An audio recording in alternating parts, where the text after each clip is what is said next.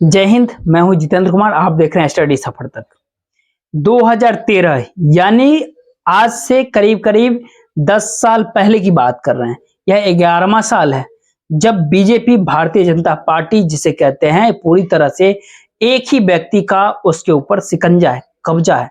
वो चेहरा है पीएम मोदी का, और मोदी के साथ उनके सहयोगी, उनके जोड़ीदार, उनके साथी, जो भी कहिए, चाहे गुजरात लॉबी, उनके सबसे अभिन्न विश्वासपात 11 साल के भीतर भाजपा बीजेपी के भीतर कोई भी एक फैसला हो कि ऐसा नहीं हुआ होगा जो बगैर पीएम मोदी के या फिर अमित शाह के इशारे के बगैर, बिना उनके सहमति के ऊपर कोई भी फैसला नहीं हुआ। उनके मर्जी के खिलाफ कोई फैसला हो, ऐसा एक भी फैसला नहीं हुआ होगा इन बीते 11 वर्षों के भीतर। लेकिन सवाल होता है 11 साल बाद उसी भारतीय जनता पार्टी यानी बीजेपी से एक ऐसा फैसला निकल करके आया जिसने पीएम मोदी की कमजोर नस को भाजपा के भीतर ही उजागर कर दिया।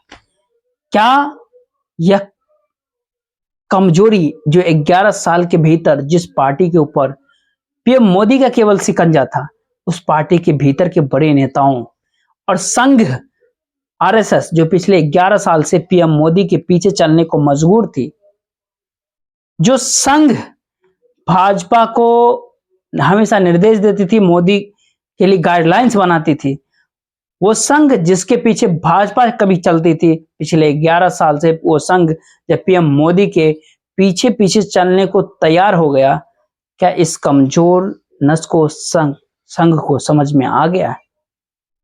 एक फैसले ने पीएम मोदी के 11 साल की पूरी ताकत के पीछे जो कमजोर रेखाएं थी, जो कमजोर हिस्सा था, उसको पकड़ लिया और उसे दबा दिया। और एक सवाल भी पैदा हो गया, क्या पीएम मोदी परिवारवाद से जरा भी दूरी नहीं रखते, जरा भी ऐतराज तक नहीं करते? क्या पीएम मोदी भ्रष्टाचार के ऊपर प्रहार की कोई भी ठोस मंशा नहीं रखते? या ये कहे कि पीएम मोदी का परिवारवाद और भ्रष्टाचार से कोई भी गुरेज नहीं है, उन्हें अगर डर है तो केवल हार का डर है, कुर्सी जाने का डर है। और ये डर ही इस कमजोर नस को सामने लाया है, इस कमजोर हिस्से को सामने लाया है।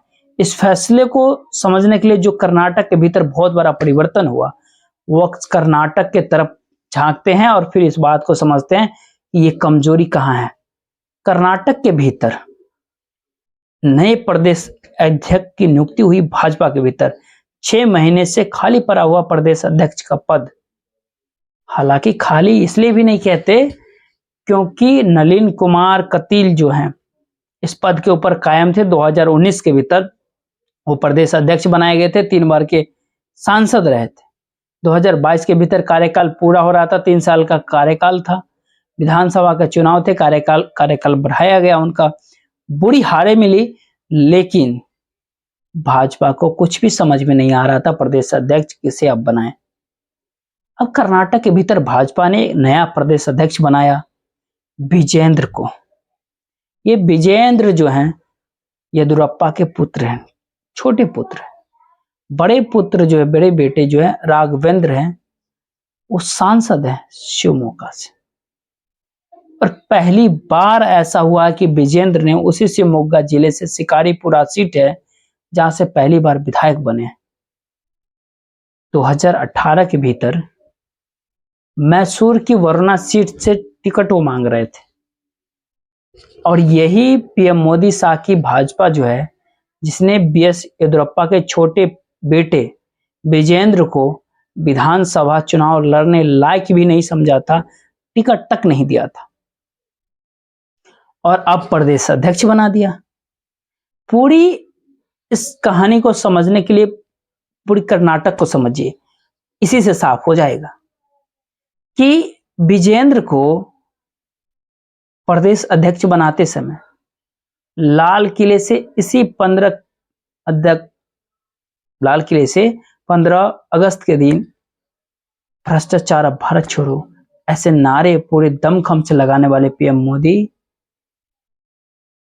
कोई उन्हें ऐतराज नहीं होता। ऐतराज बहुत दूर की बात है, जेपी नड्डा का कोई फैसला ऐसा हो ही नहीं सकता जो पीएम मोदी के सहमति से न हो, और सहमति तो बहुत दूर की बात है, उससे एक कदम आगे फैसला ही पीएम मोदी का होता है। सिर्फ नड्डा साहब उसका ऐलान करते हैं, तमाम मंत्री यही करते हैं। तो लाल किले से जो परिवारवाद, भारत छोड़ो, भ्रष्टाचार भारत छोड़ो, ऐसे नारा लगाने वाले पीएम मोदी ने प्रदेश अध्यक्ष चुन लिया, तो विजेंद्र को चुना, जो बीएस येदियुरप्पा के छोटे बेटे हैं।